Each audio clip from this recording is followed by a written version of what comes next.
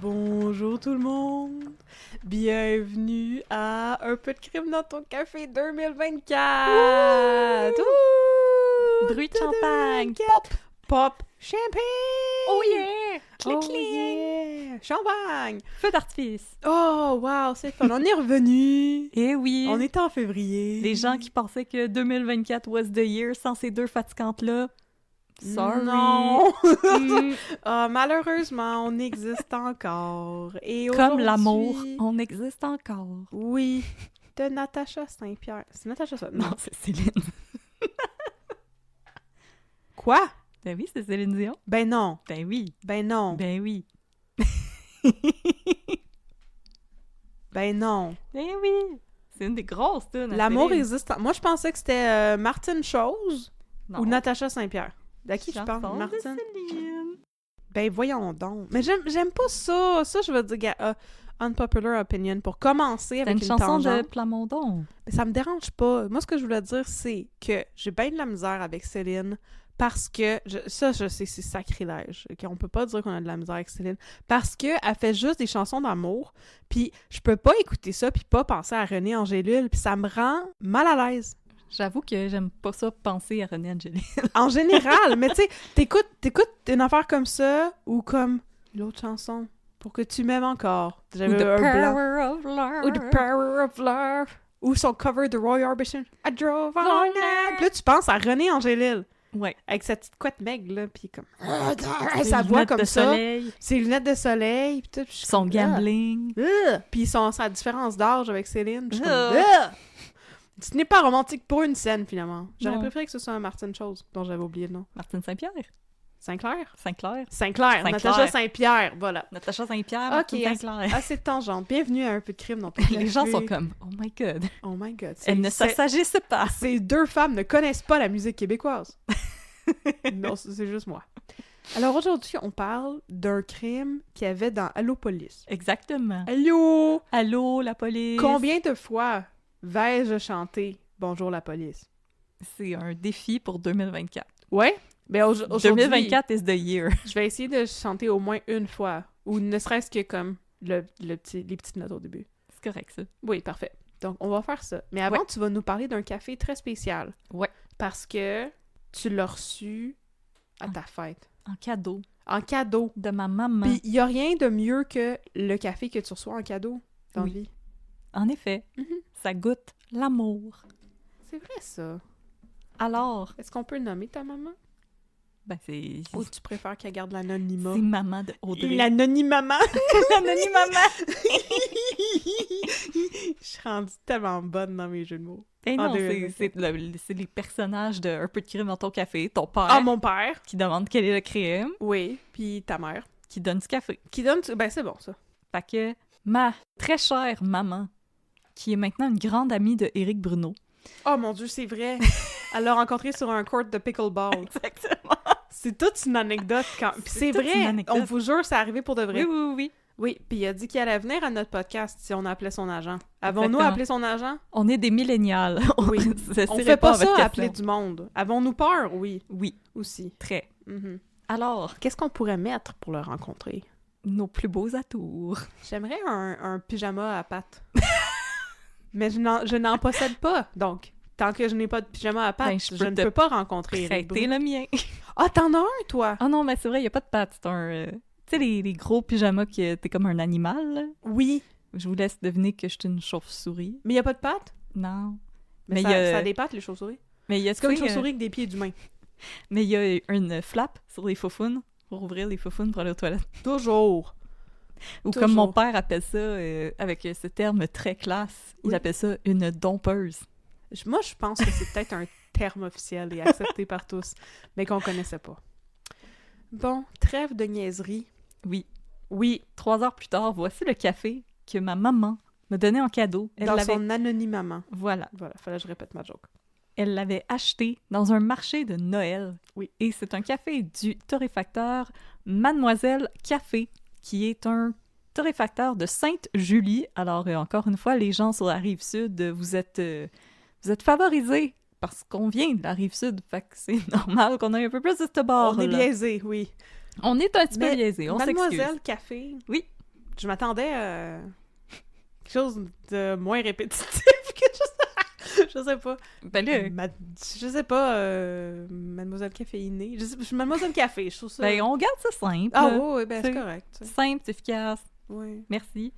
Le café que j'avais reçu, c'était c'était leur mélange spécial de Noël. C'était le Jingle Bell. Tout le monde fait ça, un mélange spécial de Oui. Noël. Mais honnêtement, lui, je l'ai trouvé... il était pas tant Noël, parce que souvent, je trouve que les cafés de Noël, ils ont un petit peu trop comme des goûts de raisin ou de... Parce qu'ils essayent de mettre Arc. le goût des gâteaux aux fruits dedans. Tandis Ah! que celui-là, Pour vrai? il était beaucoup plus doux. Ben, c'est bon, ça. C'était... Alors, je vous lis sa description sur le site web. Mhm. Le Jingle Bell est un café doux et délicat, parfait pour le réconfort lors d'une douce journée enneigée, chose qu'on n'a pas eue à Noël pantoute. Ce café vous fera découvrir les saveurs des caféiers du Costa Rica. De quoi vous mettre du soleil plein le cœur. T'es comme ça un café de Noël ou d'été? Non, Ah. c'est les deux. C'est la tourne de la Compagnie Créole. Ah, Noël. Joyeux Noël. Tu me regardes comme si tu savais pas de quoi je parle. Bon baiser Ça me de dit quelque bord chose. de France.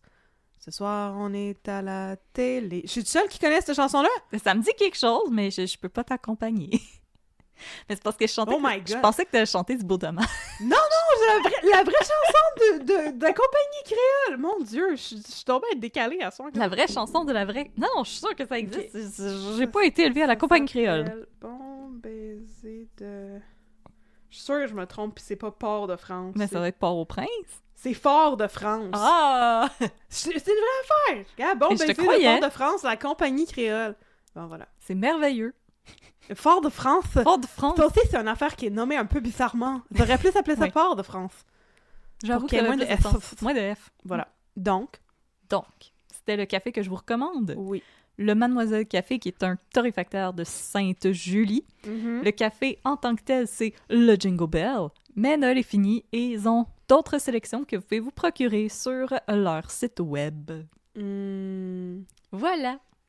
Je pense que je devrais spécifier maintenant, puisque nous sommes presque à 8 minutes d'épisode, puis que j'arrête pas de dire des niaiseries, que c'est le soir. Oui. Alors, je suis plus tannante que d'habitude. Et je m'en excuse. On a mangé du macaroni au fromage. On a les Oui. zoomies. On a les zoomies. C'est les zoomies de la fatigue. En et plus, j'ai de oublié- l'énergie du désespoir. J'ai oublié de te montrer le dessert que j'ai acheté. T'as acheté un dessert? Oui, je t'ai dit, je vais acheter du dessert puis j'arrive chez vous après. Oui, j'ai même pas eu conscience de ça. Que t'étais arrivé avec un dessert, je suis fatiguée à ce point-là. Alors, parfait. Raconte-nous ton cas déprimant et on va se remonter le moral en mangeant un dessert. Exactement. Et en chantant Bonjour la police. Exactement. Alors, le cas que j'aimerais vous raconter aujourd'hui, ça Mhm. s'intitule Le Fossoyeur de Shawinigan. Arc! J'aime déjà pas ça. Alors, mes sources pour aujourd'hui, ce sont des articles du Allo Police, un article de Radio-Canada, et je vais devoir donner des trigger warnings pour féminicide, agression sexuelle, victime et slut shaming. Par contre, vous connaissez notre manière de procéder, on ne va pas trop dans les détails et je vais vous avertir quand ça devient un peu plus intense. Et ce qui m'intéressait avec ce cas-là, c'est que je trouve qu'à la fin, on va pouvoir avoir une discussion sur cette question qu'on réentend souvent sur le true crime et l'éthique de consommer du true crime. On s'en reparle Ah non, j'aime pas ça avoir des discussions. à la moi. fin. Juste des mouvements avec mon corps. C'est comme ça que je communique par la danse contemporaine. Exactement. Tout le monde aime ça. Comme les... C'est-tu les abeilles qui Oui. communiquent par la danse? Ouais. Voilà. Voilà. Alors, Vas-y. je me fais aller les papates d'abeilles Mhm. et je vais mettre un petit peu de crème dans ton café, Mhm. décaféiné parce qu'il est tard. Mhm. Partie 1. Gardienne demandée. Nous sommes le 7 août 1961. Oh non. À Shawinigan, Micheline Terrien travaille comme réceptionniste au bureau provincial de placement. Il est environ 14h30 quand elle reçoit un appel d'un certain Claude Marchand qui requiert les services d'une gardienne. Aussitôt, Micheline pense à sa jeune sœur, Denise. Âgée de 16 ans, Denise est étudiante et souhaite se trouver un emploi pour faire quelques sous. Elle a cependant du mal à se faire engager parce qu'elle a une santé assez délicate. Quand Micheline fait part de l'offre à sa sœur, celle-ci hésite. Micheline l'encourage à y penser, et quand Marchand rappelle au bureau quelques heures plus tard, Micheline l'informe que sa jeune sœur Denise serait intéressée par son offre. Enchantée, Marchand demande à ce que Denise vienne le rencontrer directement à son domicile le lendemain pour lui présenter sa femme et ses enfants. Oui. Pourquoi il appelle là? Parce qu'un bureau de placement, c'est où est-ce que tu mets des offres d'emploi. Oh mon Dieu! C'est comme des petites annonces classées. Non, c'est pas des placements comme un placement financier, là. Oui, j'étais comme, pourquoi il appelle Non, là? c'est pour Il placer connaît-tu des gens. Micheline Terrien? Ok, j'étais comme, qu'est-ce qui se Non, passe? c'est pour placer des gens. Oh, si bolac. C'est un bureau de l'emploi. Ok, bon, c'est ça. Pas rapport avec la caisse de dépôt et de placement. Non. Ah, Ici, ok, c'est des il gens qu'on manquait place. un petit peu de compte. Mais t'appelles là-bas pour avoir une babysitter? Ben, T'as pas placer pensé une à petite annonce? comme, ramasser le nom à quelqu'un sur une boîte à mal? Qui était comment on faisait ça dans mon temps? Ah, ouais? Ben oui, moi je mettais des annonces sur les boîtes aux lettres. Ah! Je vivais sur la Rive-Sud, là, fait que c'est les boîtes aux lettres, t'en as une par 3-4 rues, là. Ah oui. C'est ça? Mais non. Non? Non. J'ai pas pensé au bureau Il de n'y avait pas placement, je savais même d'imprimante dans que ce temps-là. Ah. Est-ce que c'était avant l'invention de la presse à Gutenberg? Exactement. Oh, En 1961, ça fait longtemps. Oh, putain de merde! La vérité, c'est que Denise n'est toujours pas convaincue que l'emploi l'intéresse. Monsieur Marchand habite à l'autre extrémité de la ville et elle ignore si sa santé lui permet de s'occuper de jeunes enfants. C'est cependant après une longue conversation avec Micheline que Denise se laisse convaincre d'au moins se rendre au rendez-vous fixé par Monsieur Marchand pour se faire une meilleure idée. On sait-tu c'était quoi ces problèmes de santé? Je pense qu'elle était juste assez chétive. Ben, Elle était très, très, très petite. bon, tu peux t'occuper très des enfants menue. quand t'es chétif, là, c'est correct. Ouais, mais j'ai l'impression qu'on est encore un petit peu dans la mentalité comme à l'époque victorienne, là, comme « Ah, cette femme va s'évanouir! Oh non! » Comme elle... Comme Yves Pépeltier dans RBO. Il Oui. lui arrive souvent de perdre connaissance quand il le vend trop fort. Exactement. Ok. Ah, d'accord. Les sœurs l'ignoraient encore, mais Denise ne reviendrait jamais de ce rendez-vous. Le lendemain matin, Denise est nerveuse. C'est la première fois qu'elle offre ses services comme gardienne à un parfait inconnu. Question de faire bonne impression auprès de M. Marchand, Denise revêt sa robe préférée et emprunte un sac à main à Micheline, question de ne pas avoir l'air trop jeune. Question d'encourager Denise, Henri Terrien, son père, lui offre de se lever plus tôt pour aller la reconduire à son rendez-vous.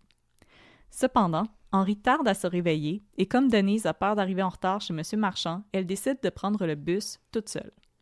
À 8h30, quand Micheline quitte elle-même le domicile familial pour aller travailler, elle aperçoit sa sœur qui attend patiemment le bus.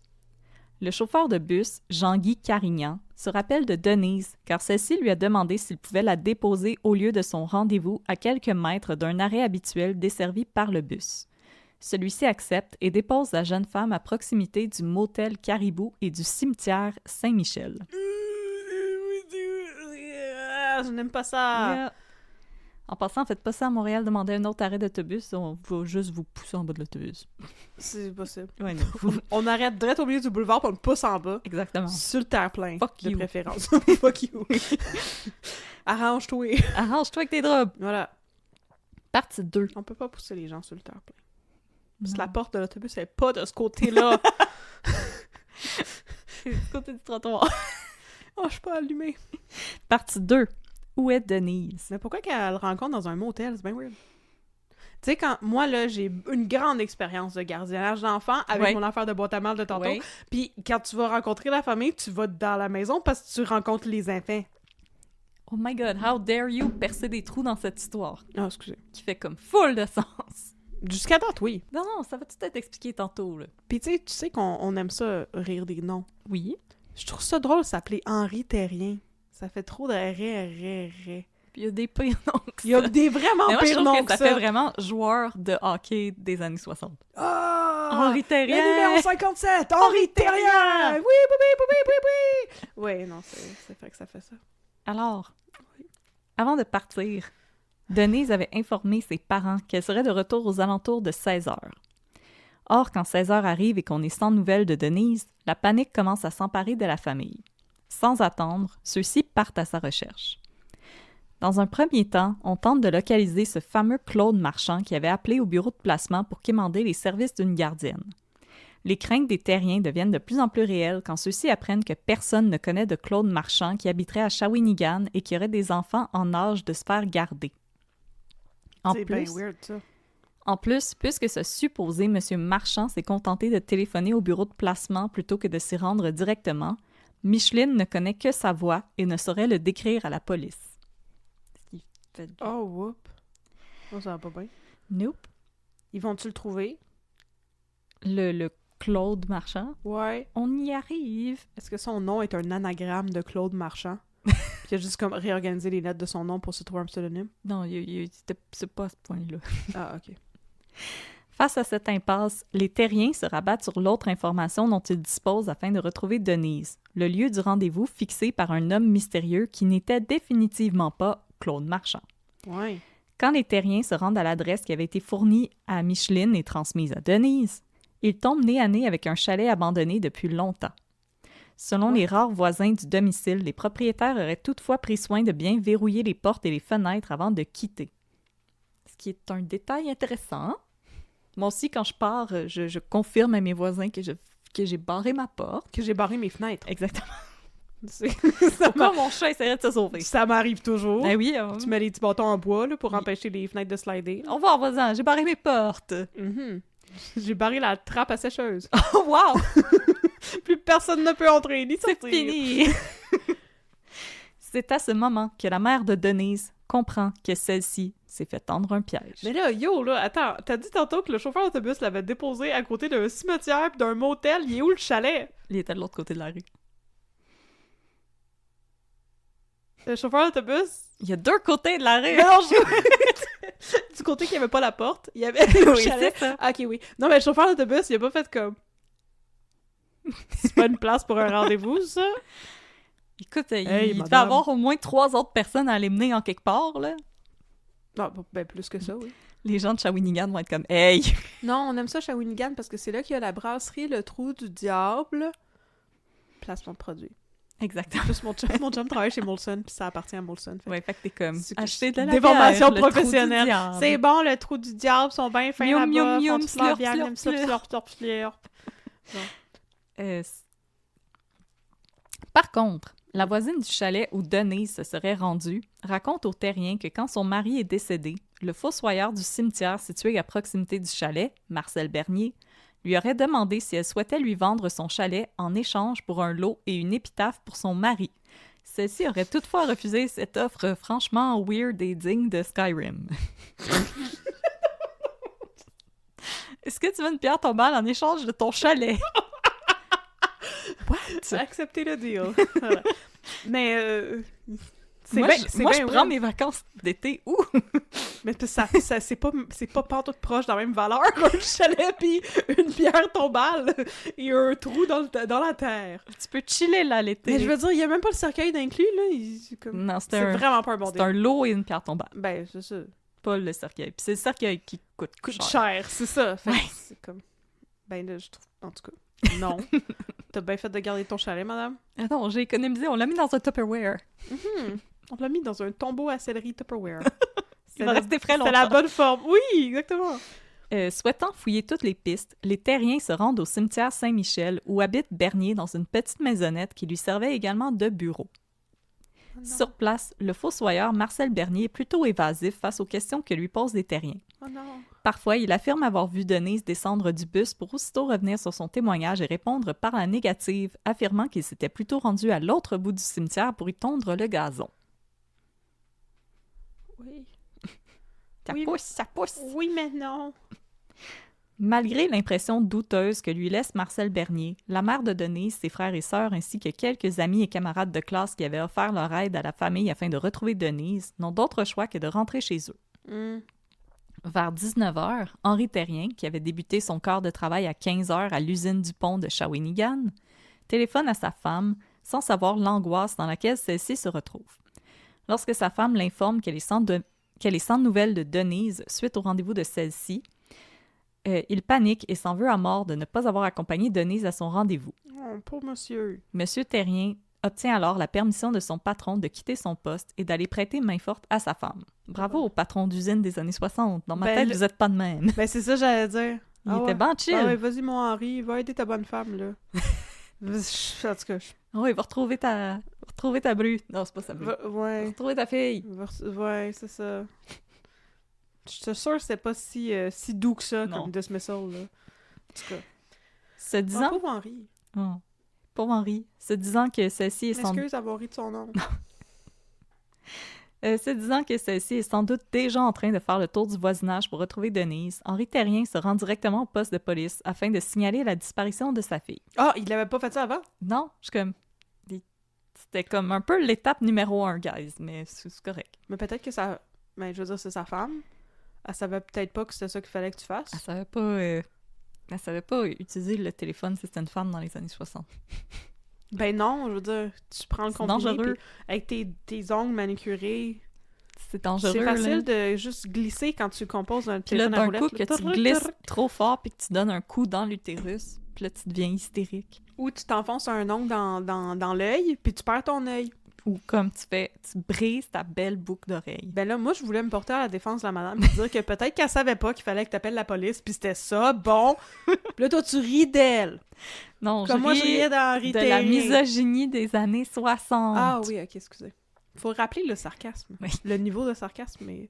It's too damn high! Dites-vous comme qu'à dans tout- Star Wars. Qu'à chaque bout de phrase, il y a une petite barre oblique puis un S.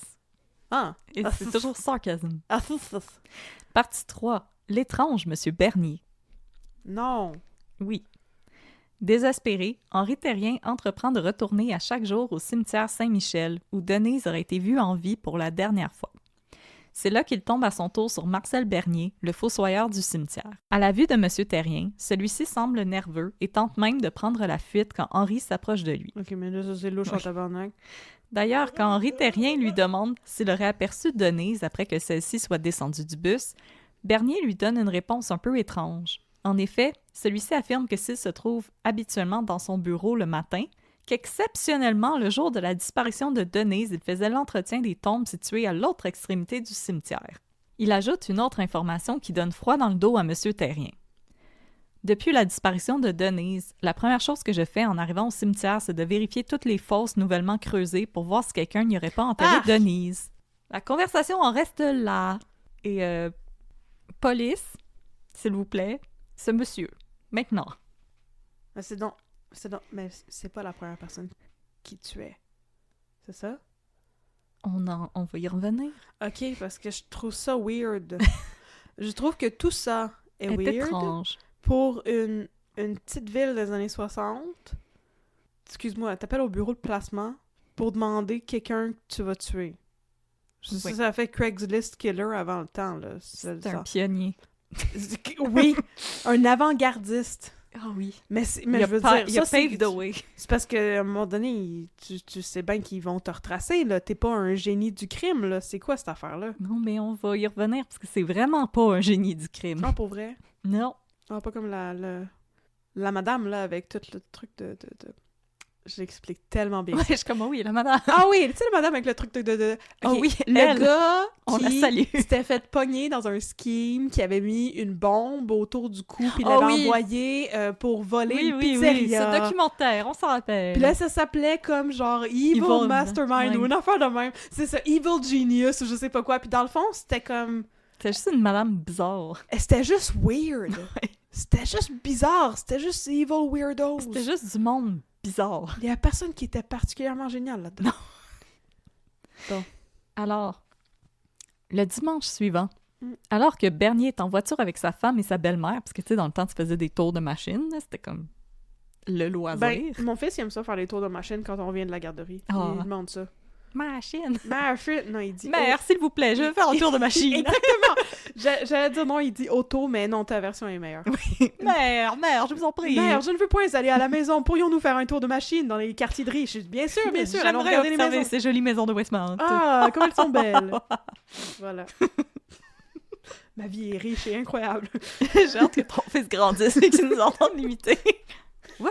C'est Parce que c'est sûr que ça va perdurer pour toujours. Ben Tu sais, oui. c'est comme les archives de l'Internet. Ouais. On a encore les vidéos qu'il y avait sur YouTube en 2003. Là. Ouais. C'est ça. C'est sûr que ça va perdurer et revenir On nous vous voit hanter. encore faire des Ice Bucket Challenge. Et le Keyboard Cat. On s'en rappelle. Oui. Il est-tu encore en vie, le Keyboard Cat? Je pense qu'il est mort. Hein. Ah! Oh non, s'excuse. Alors que Bernier est en voiture avec sa femme et sa belle-mère, il fait peut-être le bébé à Catherine. Celui-ci insiste pour qu'il fasse un détour pour aller rendre visite à la famille Terrien. Une fois arrivé sur place, Bernier va à la rencontre de Monsieur Terrien pour lui demander s'il avait des nouvelles de Denise. Encore une fois, Il est Bernier... marié, le Fossoyeur Weird? Oui, Comme vous allez quoi, tous trouver l'âme, ça... Ah, à chaque torchon, sa guenille! qu'ils Exactement. disent. Ouais, oui. Encore une fois, Bernier donne d'étranges informations à du monde qui ne lui avait absolument rien demandé. Mhm. Avez-vous des nouvelles de Denise? J'ai su qu'elle avait retiré tout son argent de la banque et qu'elle était partie avec. Vous avez su comment ça? Comment, monsieur? Expliquez-vous. Comment ça, su Parlez avez-vous? plus fort dans mon lapel. Aussitôt, monsieur Terrien rétorque avec colère que cette information est fausse, qu'il a retrouvé le sac à main de Denise C'est et pas que vrai. tout son argent y était. Mais je veux dire, comment il saurait ça, anyway? He's just a weird man. Oui. C'est lui, Evil Weirdo. Oui. OK. Voyant qu'il a fait un faux pas, Bernier tient à offrir ses sympathies aux Terriens. On sympathise avec vous autres. Si jamais vous avez des nouvelles de Denise, dites-le moi et moi, de mon côté, je vous tiendrai au courant de tout. Je continue tous les matins ma tournée des fosses. Moi, j'imagine juste la face de sa femme puis de sa belle-mère pendant qu'il est en train Ouais, de qui sont raconter. comme... On allait au Starbucks commander Marcel, des... qu'est-ce qui se passe? Donc, qu'est-ce que tu fais? Oui, qu'est-ce que tu fais, là? C'est bizarre! On s'en allait déjeuner, là. On s'en allait au Cora, là. Oui, c'est ça. Qu'est-ce Je que veux tu fais? juste mon ordre de toast avec des bines à côté, s'il vous plaît. Et là, je cite le Allo Police. Oh, good. Ça prend un enculé d'enfant de chienne pour faire ça. Quoi? Oui. Je répète, j'ai cité le Allo Police. Des fois, je me dis, ah, c'est triste, on n'écrit plus comme le Allo Police. Puis des fois, je me dis, ah, maudite bonne chance qu'on n'écrit plus comme le Allo Police. C'est ça qu'on appelait le yellow journaling, non? Ouais. Ok, c'est ça. Oh non, on peut pas dire des affaires de même. Oui. Excusez, je parle dans mes mains, est-ce que c'est trop catastrophique? Ah oui, Catherine est sous l'eau. Catherine est allée prendre sa douche. Bon. Dans les jours suivant la disparition de la jeune Denise Terrien, Mhm. Marcel Bernier va s'efforcer de s'immiscer dans les efforts de recherche. Accompagné de son beau-frère, celui-ci participait avec un peu trop d'enthousiasme à toutes les battues organisées à Shawinigan. Ok, tout le monde, let's go! On est capable! Je vous ai amené des muffins! Je m'excuse, c'est vraiment triste. J'ai amené des Zimbits! Pour retrouver la jeune enculé fille, d'enfant de chienne, que fait-il? il insistait aussi souvent auprès de sa belle famille quand il lui rendait visite pour qu'ils aillent participer à des recherches en forêt la fin de semaine. Il y a bien pas rapport, il y a pas une famille à lui? Ouais, mais ben, sa belle famille, il n'est jamais mentionné de famille à lui, mais moi je suis comme, ah oui, mon beau-frère, viens-t'en, je te propose une activité, on va aller chercher une personne disparue dans le bois. Marcel, ça fait déjà 5 fois. C'est creepy. What the fuck? Ça me tente pas. Catherine, qu'est-ce que tu fais ce soir? As-tu envie d'aller chercher une personne disparue dans le bois? 100%. Où allons-nous faire notre battue? Je vais amener des Timbits. Comment tu proposes ça à quelqu'un comme activité? Oui. Mais ça, là... Allons faire une battue. Ça, là, c'est un affaire typique. On le sait, nous autres, on est les spécialistes du true crime, OK? Ouais. C'est une affaire typique de tueurs, là, de se mêler des efforts de recherche. Ouais, ils pensent qu'ils sont bien slick, mais c'est juste des evil weirdos. C'est ça. Voilà. Plusieurs ressentaient par ailleurs un malaise à côtoyer Bernier, puisque celui-ci lâchait souvent des commentaires du type... Des pets. Celui-ci lâchait souvent des commentaires du type « Ça serait facile pour un gars de prendre une fille sur le bord de l'autoroute, de l'amener dans les branches ou de partir avec elle en auto. » Oh, read the room, buddy. C'est pas la place pour faire des jokes de même. Monsieur, ceci est un Wendy. Toujours. En privé, Bernier affirme aussi à son beau-frère que le 8 août, soit le jour où Denise Terrien a été aperçue en vie pour la dernière fois, il aura entendu 2 personnes, un homme et une femme, se quereller alors qu'ils tondaient le gazon du cimetière. Excusez les images. Mais là, il devait crier fort en maudit. Comment il faisait pour entendre ça par-dessus sa tondeuse? On est en 61, c'est des tondeuses acoustiques. Ils ont pas des tondeuses à gaz? À gaz. Oh, peut-être des tondeuses à gaz, mais moi, dans ma tête, c'est plus des tondeuses Les vieilles tondeuses là, Ouais. qui pèsent une tonne, là, Ouais. en métal. Ah, OK. Moi, j'ai plus l'impression que c'est ça qu'il y avait. Ah non, moi, je pensais qu'il entendait du monde crier par-dessus sa tondeuse. Son tracteur. Assis sur mon tracteur, je passe à toi. La la la la. Curieux, celui-ci se serait alors approché de la commotion, mais n'aurait vu qu'un homme forcer une femme qui se débattait à entrer dans son véhicule. Ah, mais juste ça! Juste ça. J'ai fait « Ha! Mondays » et je suis repartie. Et je n'ai pas appelé la police.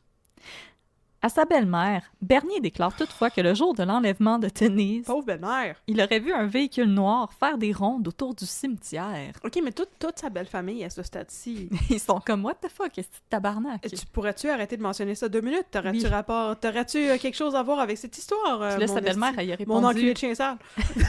Sa belle-mère, elle y a répondu « Marcel, tu travailles dans un cimetière, c'est un corbillard. Ah, oui, c'est vrai. Il vient te livrer tes corps. » Ah, pardon. Les corbillards, ils livrent des corps? Ben oui, c'est vrai. Oui, on se trappe pas les morts sur le dessus de notre auto avec la boîte à ski de fond. Oublie ça. Dans ma tête, les corbillards, c'est juste comme, je sais pas, pour transporter le cercueil, mettons, genre... Ouais, mais il y a quelque chose dans le centre cercueil. funéraire jusqu'au... Ouais, mais il y a quelque chose dans le cercueil. Oui, c'est un cadavre. Le cadavre est dans le cercueil, Marie. Non, Marie-Lé, OK. Un cadavre dans ses feuilles, Marie-Lé. Finalement, les commentaires de Bernier au sujet de la disparition de Denise Terrien éveillent les soupçons de la police, qui l'interroge une première fois à l'automne 1961. Après voyons donc. 403 commentaires de « Oh, ça serait facile de kidnapper quelqu'un ici! » Je vais retourner faire le tour des fosses, voir s'il y a des fresh Oui, cadavers oui. dedans. Mais voyons donc! La police. Je pense que je vais te poser des questions. Est-ce qu'il y avait une police à Shawinigan? Oui, oui, oui. Ah, ok, parfait. Euh, Je me disais, il y en avait pas. Non, Il y avait juste un une shérif. police. Non, mais il y avait une police régionale pour toute Ben, la c'est- Mauricie, puis Mais comme il y avait d'autres choses à peut-être une faire. police régionale, mais dans les articles de Allo Police, ça dit la police. La police. Ouais, à mon avis, c'est la putain de La sûreté SQ. provinciale. Non, on les aime, la sûreté provinciale. On vous aime, L'homme, les policiers. Bernier nie en bloc avoir quoi que ce soit à voir avec la disparition de la jeune fille, et faute de preuves, les policiers le relâchent. Ben là... Partie 4. Aveu ou Main Character Syndrome.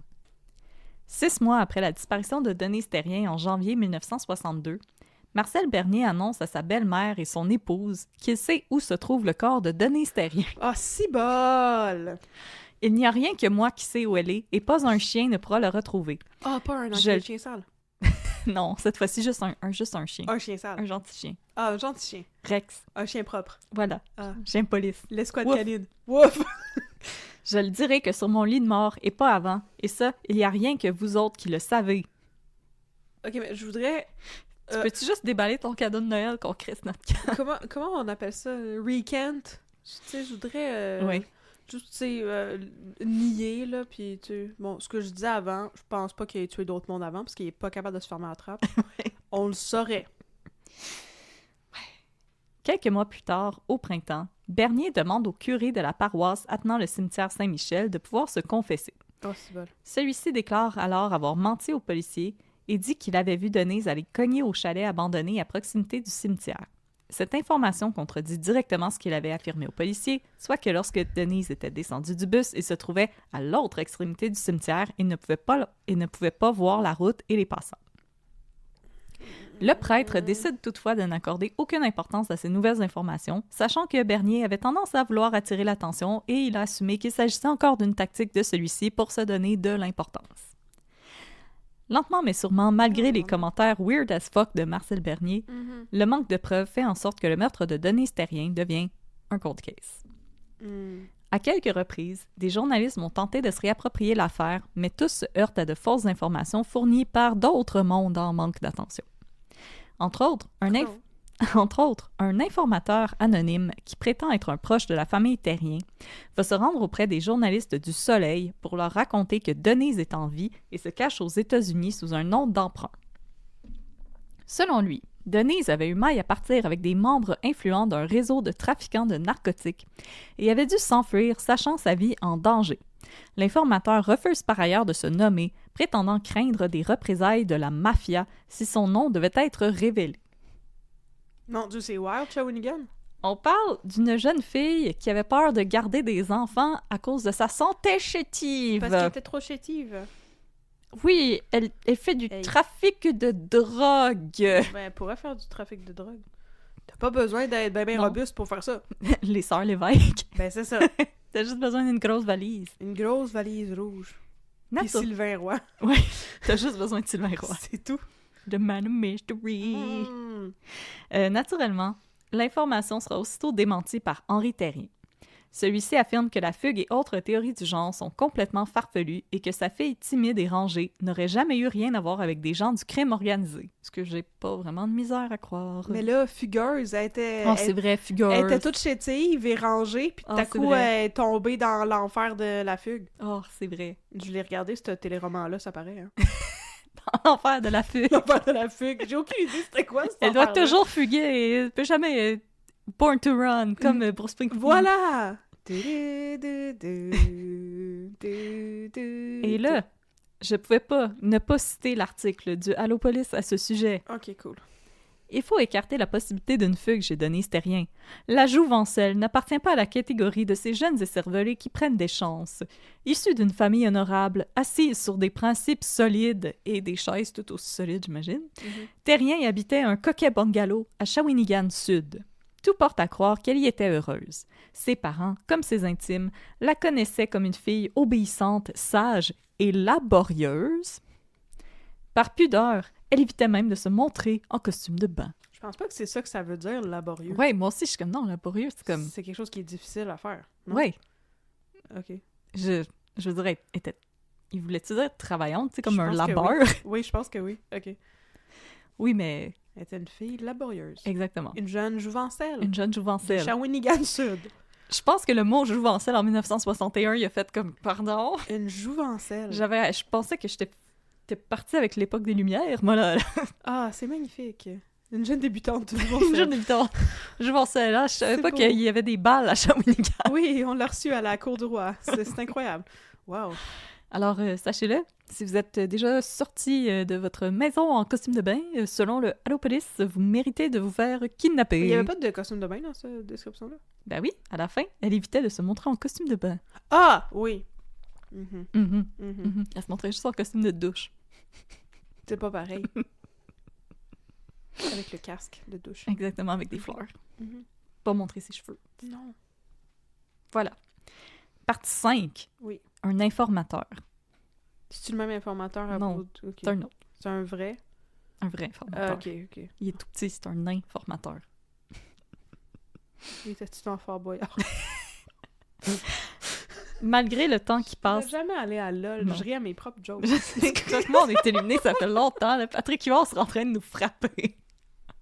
C'est comme, non, je veux pas que vous soyez assis avec moi dans la salle avec vous les personnes gossez, éliminées. allez-vous-en. Retournez chez vous. Retournez chez vous. Voilà des billets d'autobus, là, va-t'en. Malgré le temps qui passe et l'absence de preuves, Henri Terrien ne perd pas espoir. S'il sait que les chances que l'on retrouve la jeune femme saine et sauve sont minces, il espère tout de même qu'il saura un jour ce qui lui est arrivé. Pour citer encore une fois le Allopolis, parce que comme il faut... Toujours. Hélas! Pouvait-il prévoir la fatalité? Deviner qu'un fou dangereux guettait sa proie, en l'occurrence son enfant.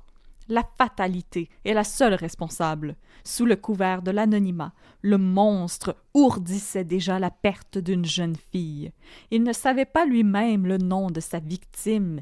Il tissait simplement, avec des précautions infinies, la toile meurtrière dans laquelle il comptait capturer sa proie.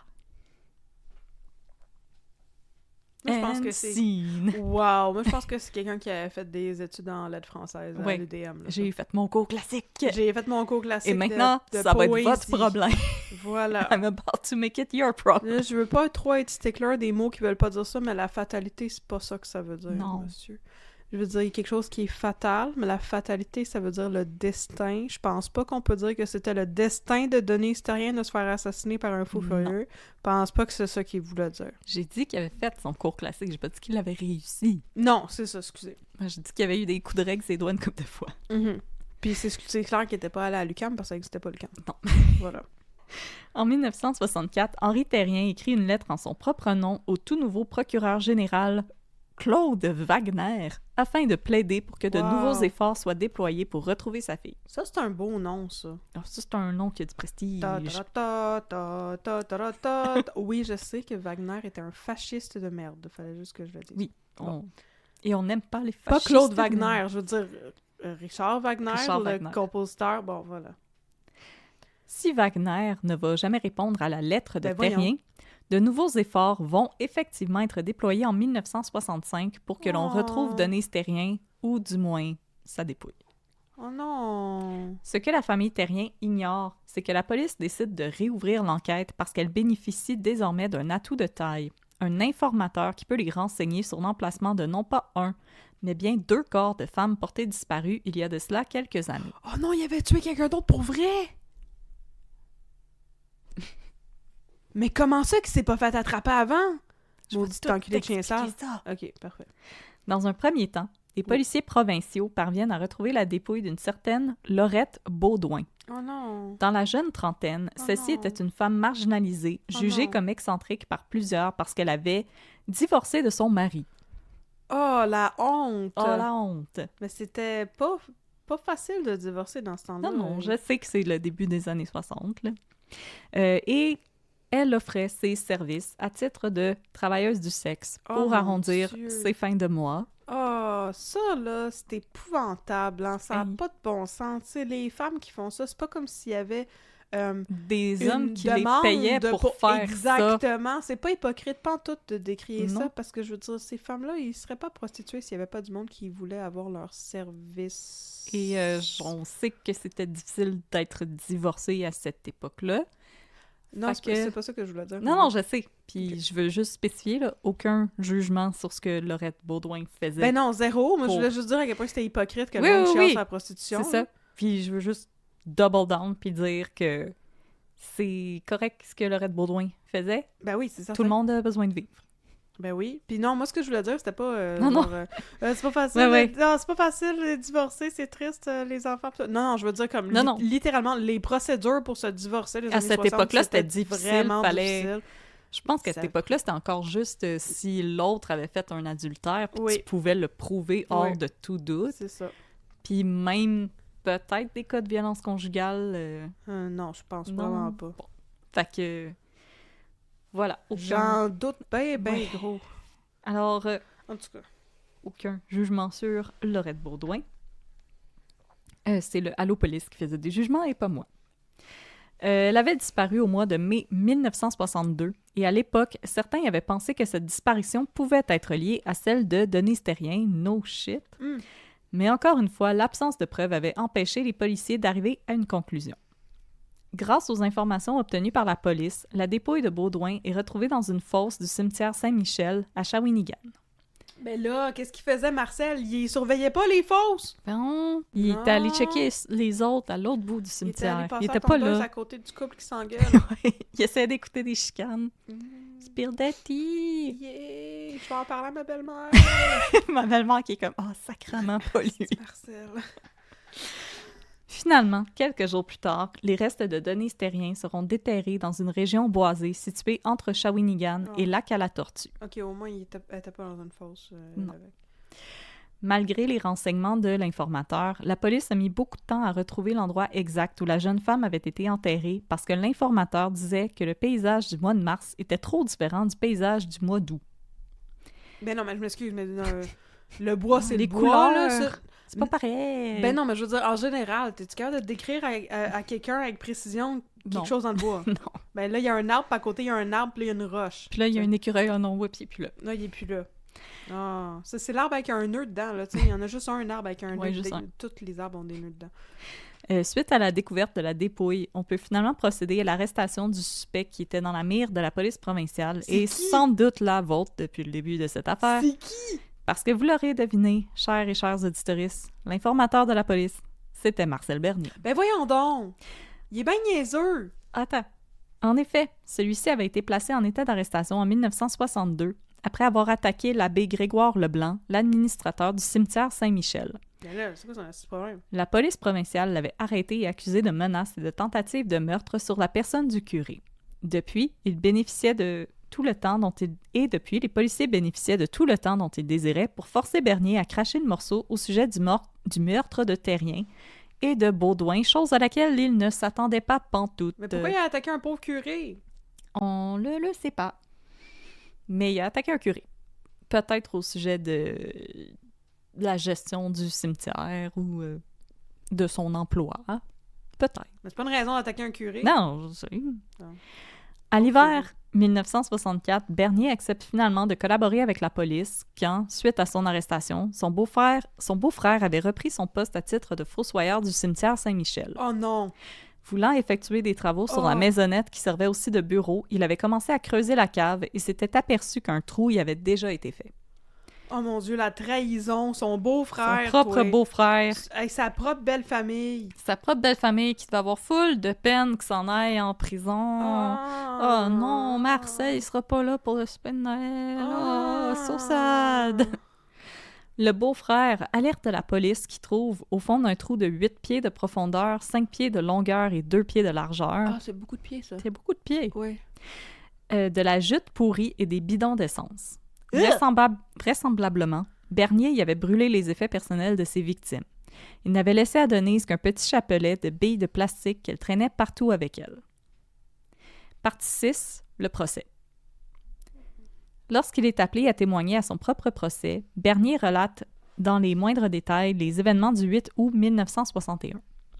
Dans un premier temps, Bernier admet que ce n'était pas la première fois qu'il tentait de passer une annonce avec un nom d'emprunt pour attirer de jeunes femmes chez lui. Toutefois, à au moins 2 autres reprises, les jeunes filles s'étaient présentées à leur rendez-vous accompagnées de leur mère, ce qui aurait forcé Bernier à rebrousser chemin. Denise Terrien était donc la 3e jeune fille à avoir répondu à un appel de Bernier et malheureusement, la première à s'être présentée seule à son rendez-vous. Oh, pauvre Denise! Selon lui, quand il a vu Denise se rendre... Denise depuis le début. Là. Ben oui. Elle voulait rien de ça. Ben non, mais c'est quoi son problème à lui? On y arrive.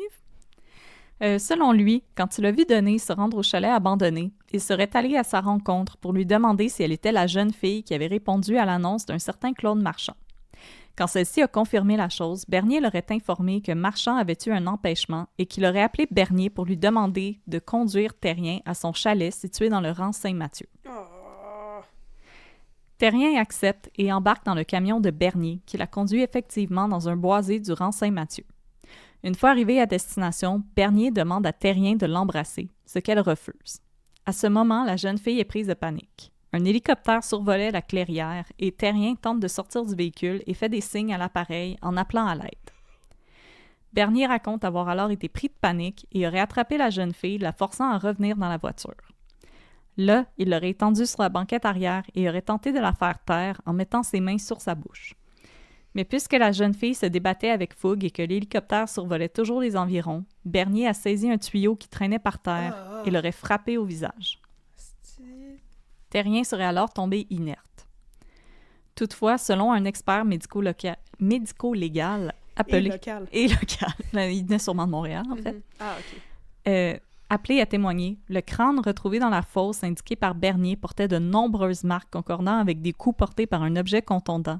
Il est donc peu probable que Bernier n'ait asséné qu'un seul coup à Terrien. Ainsi, selon l'expert médico-légal, Terrien aurait reçu de nombreux coups au visage qui auraient provoqué sa mort. L'expert ne peut toutefois confirmer si Terrien était en vie au moment de recevoir des coups.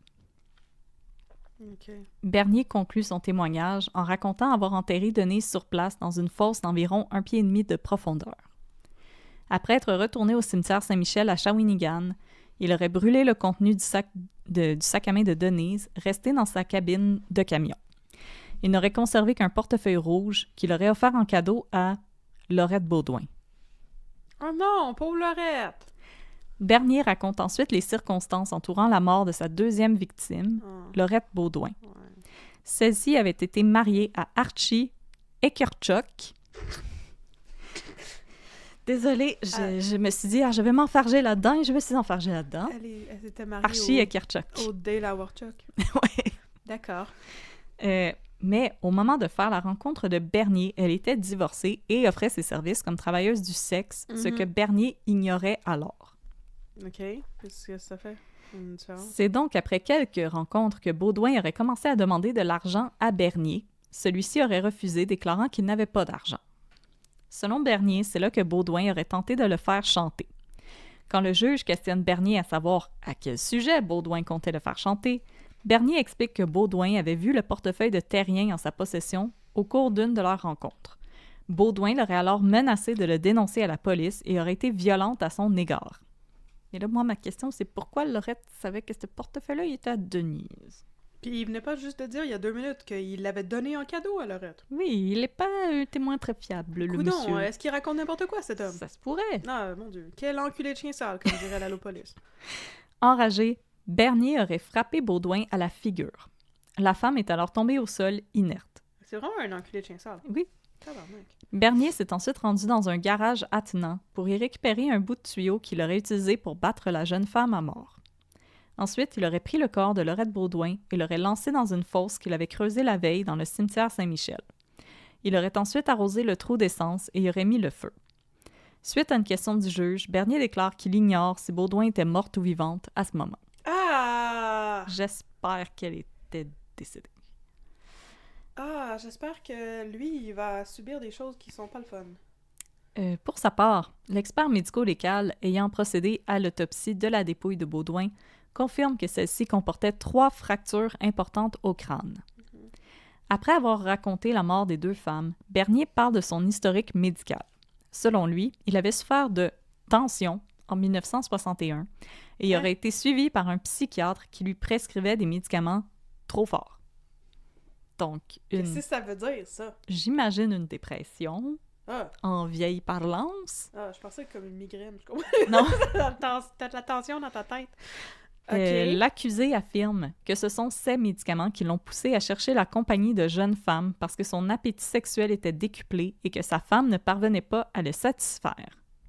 Et là, encore une fois, Catherine et moi, on vous rappelle que prendre des antidépresseurs, ça ne rend pas crackpot, Non. pour utiliser un bon terme. Oui, mais je voulais aussi dire que ses mains, il y en avait-tu ou c'était un fossoyeur pas de main? Pourquoi? Ben, parce que, je veux dire, sa femme... Ouais. si sa femme ne fournissait pas, à la place Ben, tu d'agresser peux, les jeunes femmes, il pouvait...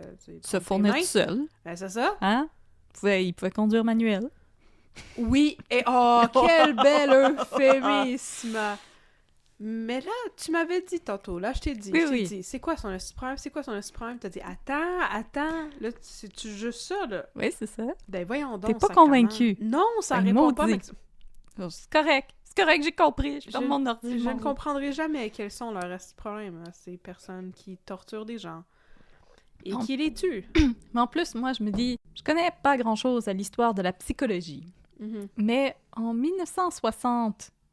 1962, Oui. des antidépresseurs, ça devait être genre du lithium ou quelque chose de c'est même, ça. qui t'effoire. Peut-être même de la morphine. Je veux dire, ça devait être des médicaments qui te rendent un petit peu comme pas très actifs.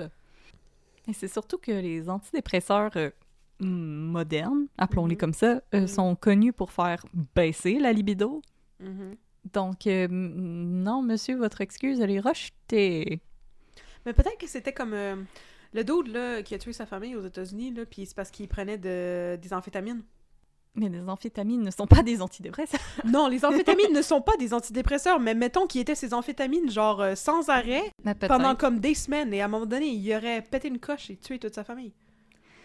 Mais je sais qu'il y avait comme des amphétamines dans ce temps-là. Là. Les gens ont toujours Oui, c'est ça. pris Lui, de la il s'en drogue. faisait là. prescrire pour perdre du poids.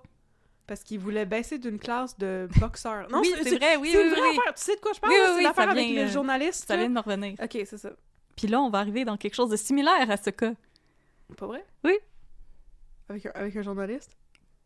Qui va Pire. Pire qu'un journaliste? Oui. Ah! Après avoir entendu une vingtaine de témoins défiler sur une période de 2 semaines, c'est le Ah. jeudi 24 février Oui. 1966 que le verdict tombe. Mhm. Après 35 minutes de délibération seulement, Mm. le jury formé de 12 hommes, pourquoi je l'ai mentionné? En colère. 12 hommes en colère, Dont Henry avec le Fonda. poing en l'air, Voilà. comme ça, Oui. déclare Marcel Bernier coupable de meurtre qualifié et le condamne Mhm. à l'échafaud. Surprise, la peine de mort n'est pas abolie avant 10 ans. Oh, j'avais oublié ce bout-là! Et non, il ne recommande pas la clémence. qui était ce que tu peux te demander. La Clémence Desrochers. Oui. Clémence Desrochers n'était pas disponible mais oui, ce mais jour-là. je veux dire, je suis désolée, je suis pas pour la peine de mort, mais je comprends pas qu'est-ce qui mériterait la clémence dans un cas comme ça. Là. Ben, Tony Demers l'avait eu après avoir battu sa... Oui, mais lui, c'est un joueur de hockey! son amante notre à fierté grand nationale. point d'en face. Ouais, mais non, ok, mais oui, mais... Mais ça, c'est parce que c'est un joueur de hockey, c'est mon fifi, c'est mon garçon, c'est fruit des entrailles. Oui, les entrailles! Oh, allez, laissez-les mecs. Mais là, non, mais... Pauvre petit Tony. Je sais pas, je trouve qu'il y a comme... Jusqu'à date, Marcel, là, il y a comme pas de redeemable qualities. Non, pis pas vraiment. Comme tant qu'à moi, t'aurais pu mettre ça en prison pour le reste de sa vie. C'est pas un upstanding guy. Non, je sais pas trop c'est quoi exactement la réhabilitation possible d'un homme de même. Mais je suis pas pour la peine de mort pour autant. Non. Je me rappelle que je voulais dire tantôt. Ouais. C'est très pertinent, tu vois. Ok. Il y a quelqu'un qui nous a écrit pour nous dire, tu sais là, personne n'est à l'abri de commettre un crime dans la vie. Je pense qu'on est à l'abri de commettre un crime de même, là. Ouais. Je pense pas que c'est le genre d'affaire qui arrive malencontreusement, là. Oups! J'ai accidentellement passé une annonce dans le journal. J'ai accidentellement tué quelqu'un avec un tuyau, puis accidentellement caché son cadavre, puis accidentellement pas dit à personne pendant des années.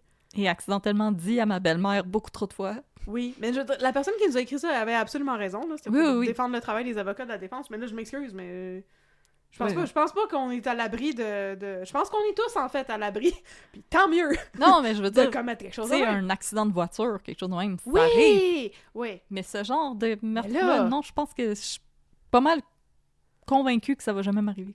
Je l'espère bien, là. Écoute, Il y a Je tellement me tiens d'étapes loin où des tu peux tuyaux. arrêter. ouais, T'sais. te dire comme « Hey! Hey! Hey, Hey! ça fait... Wow! Wow, wow. Hey. Wow, wow, je dis wow. Bon, voilà. » Partie 7. Les confessions d'un fossoyeur. Oh, nice! Avec quelque chose qui est pire qu'un journaliste. Exactement. Si Bernier devait être pendu le 22 juillet 1966, celui-ci bénéficie finalement d'une commutation de peine et est transféré dans une prison de Vancouver pour sa propre sécurité. 11 ans plus tard, il décède des suites d'une crise cardiaque à l'âge de 57 ans dans sa cellule de la prison fédérale de Mountain. Toutefois, avant de mourir, celui-ci assène un nouveau coup à la famille d'une de ses victimes en décrétant qu'il n'était pas l'assassin de Denise Terrien et qu'il compte raconter le tout dans un manuscrit sur lequel il travaille. Achevé quelque temps avant sa mort, le manuscrit sera acheminé au député progressiste conservateur de la circonscription d'Hochelaga, Jacques Lavoie, Oh! accompagné d'une lettre lui octroyant le droit de faire des démarches au nom de Bernier auprès d'éditeurs québécois. OK. Finalement, c'est l'éditeur Stanké qui fait l'acquisition du manuscrit afin de le faire paraître dans sa toute nouvelle collection intitulée Notre temps et dirigée par Je sais pas. Claude Poirier. Oh! Comment ça tu disais que c'était pire qu'un journaliste? Ben, c'est un politicien. C'est meilleur qu'un journaliste! Si Poirier a eu la décence d'informer la famille Terrien du décès de Bernier, il ne les a toutefois jamais informés de son intention de publier les mémoires de celui qui leur avait enlevé leur fille 16 ans auparavant. Ok, non, c'est weird, ça. Pour ajouter à la douleur de la famille, en 2007, les mémoires de Bernier vont faire l'objet d'un film, La Lâcheté, dirigé par Marc Bisaillon, mettant en vedette Denis Trudel dans le rôle de Conrad, un fossoyeur tombé amoureux d'une travailleuse du sexe jouée par Hélène Florent. Oh non. Dans ce film, comme dans des suppositions émises par Bisaillon lors de son passage au Festival de cinéma des Trois-Amériques, c'est plutôt Laurette Baudouin et son souteneur qui auraient enlevé et tué Denise Terrien, espérant réclamer une rançon auprès de la famille. Conrad, a.k.a. Marcel Bernier, n'aurait été coupable que d'avoir plié sous le chantage des mécréants et de les avoir aidés à dissimuler le corps. Mais voyons donc. Mais le trou dans cette histoire, c'est Denise Terrien, la famille Terrien. C'était pas une famille riche, là. Non. On va se rappeler, le père était ouvrier dans une usine et la mère était femme au foyer. L'usine du pont de Shawi. C'est ça, l'usine du pont à Shawinigan et tous les enfants travaillaient. Puis c'est une famille nombreuse comme elle l'était à l'époque, là. Moi, je trouve que ça n'a pas d'allure. Je veux dire, quelle rançon? Il n'y en avait pas d'argent, les terriens, là. C'était pas non. des riches. Mais non, mais je veux dire, ça... C'est le genre de plot twist qui vend des livres, mais je trouve que ça... C'est comme... Ça scrape... C'est comme cracher sur la mémoire de Denise et de Laurette. Oui, Je trouve ça épouvantable. parce qu'il y a aucune preuve non plus que Laurette Baudouin avait quoi que ce soit à voir là-dedans. Peut-être que... Ben non, mais c'est ça. Puis je veux dire... C'est une pauvre victime là-dedans, elle aussi. Exactement. Puis avec tout ce qu'on a dit sur Marcel Bernier, qui arrêtait pas de dire à sa belle-mère tout le temps comme « Je sais où, non, je sais pas où, je sais où, il y avait un jus. » Il est pas capable de fermer sa gueule, ce monsieur-là. Clairement que comme il l'a dit à Lorette Baudouin, Ouais. puis que là, il refusait de la payer en disant qu'il y avait pas d'argent. Puis là, elle l'a menacé qu'elle allait voir la police, puis il a capoté. Je veux dire, tu sais, on n'était pas là, on n'a pas assisté à ça, puis tout ça, mais il y a des fois là que c'est Occam's Razor, la solution la plus simple, je veux dire. Puis dans cette histoire-là, ça ne fait pas de sens de kidnapper la jeune fille d'une famille qui n'a pas d'argent. Ben non, c'est ça. Je veux dire, les histoires d'enfants qui se sont fait kidnapper, ils étaient de des familles riches. Ben, ce que je veux dire, ça sert à rien de kidnapper quelqu'un qui vient d'une famille qui n'a pas les moyens de payer la rançon. Non, ils vont te donner quoi? Une caisse d'orange? Ouais, la soupe Campbell. Et là, je vais citer... Une caisse d'orange, toi, t'es-tu riche? Ouais, c'est vrai. 1960, une caisse non. d'orange, hey! Puis là, je vais citer Marc Bisaillon en entrevue, qui tente de se défendre face aux reproches que lui adresse la famille Terrien. Ben oui. Mon idée n'est pas de créer une polémique chez les proches des victimes. Je ne suis pas non plus un justicier. C'est une œuvre de fiction et non un documentaire. Ce n'était pas mon intention de troubler la famille. Mais en même temps, je me dis que si l'histoire du fossoyeur est vraie, il y a un assassin qui est toujours en liberté. Oh! Fait que je le fais pas, mais je vais le faire aussi. Fait que c'est ce que je disais au début de mon épisode, comme... Ouais, je comprends. L'éthique du true crime ici, je sens qu'elle est un petit peu... pas très respectée, là. C'est un peu particulier comme façon de procéder, mettons. Je veux dire, si c'est très, très, très, très évident que tu t'inspires de rien qu'un cas, tu peux pas vraiment te permettre de faire de la grosse spéculation dans ton œuvre de fiction. Tout le monde sait que tu parles d'une affaire. Non, puis, tu sais, il dit « Ah, j'ai changé les noms », mais en même temps, tu cites ouvertement ce livre-là comme étant ton inspiration, puis c'est un livre inspiré d'un fait réel, là. Ouais. C'est comme... Puis c'est un livre qui a été hautement controversé depuis le début, là, comme Henri Terrien avait publié des chroniques dans le journal Le Soleil pour décrier que ce livre-là allait être publié. Fait que, tu sais, toi, t'as vraiment juste ignoré toutes ces portions-là, puis là, maintenant qu'il y a des conséquences à tes gestes, comme, on sort ces excuses-là qui sont, je m'excuse, un peu boboches. Ouais. Comme, je veux pas prêter des intentions à Monsieur Bisaillon, mais honnêtement, je me pose un peu des questions, là, comme... Tu sais, il y aurait eu moyen, au pire, de comme vraiment plus tendre vers la fiction, tu sais. Au pire, tu t'inspires de cette histoire-là, puis tu crées d'autres choses, je veux dire. Tu peux écrire une histoire de crime, là...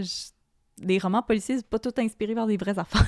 Mais non, c'est pas particulièrement difficile à inventer comme affaire, là. Puis... Non, je peux pas croire pourquoi je peux pas comprendre pourquoi tu choisirais d'exploiter cette histoire-là de cette manière-là, à part pour faire jaser puis faire de l'argent. Mais c'est surtout les spéculations sur comme l'implication de Lorette que je suis comme, mais ça, c'est juste downright insultant, là. Ben exactement, puis elle est plus là pour se défendre, puis en plus, cette femme-là était... Elle a été tuée! Puis en plus, elle était divorcée, elle était clairement marginalisée, puis là, maintenant, après sa mort, comme qu'on crache sur sa mémoire comme ça, puis qu'il n'y a plus personne pour la défendre, parce qu'au moins, la famille de Terrien, eux, ils sont encore là, elle a encore... Ça s'est passé dans les années 60, là. Ses frères et sœurs, ils ont eu des enfants qui, maintenant, sont un petit peu plus vieux que nous, là. Donc, elle a encore des gens autour d'elle pour défendre sa mémoire, puis dire que, comme, selon eux, c'est pas ça qui est arrivé. Of course que les preuves sont peut-être pas tout à fait directes, mais que, tu sais, cet homme-là a été jugé par un... Mais oui. Puis je veux dire, tout pointait vers ça aussi, là. Comme... En tout cas.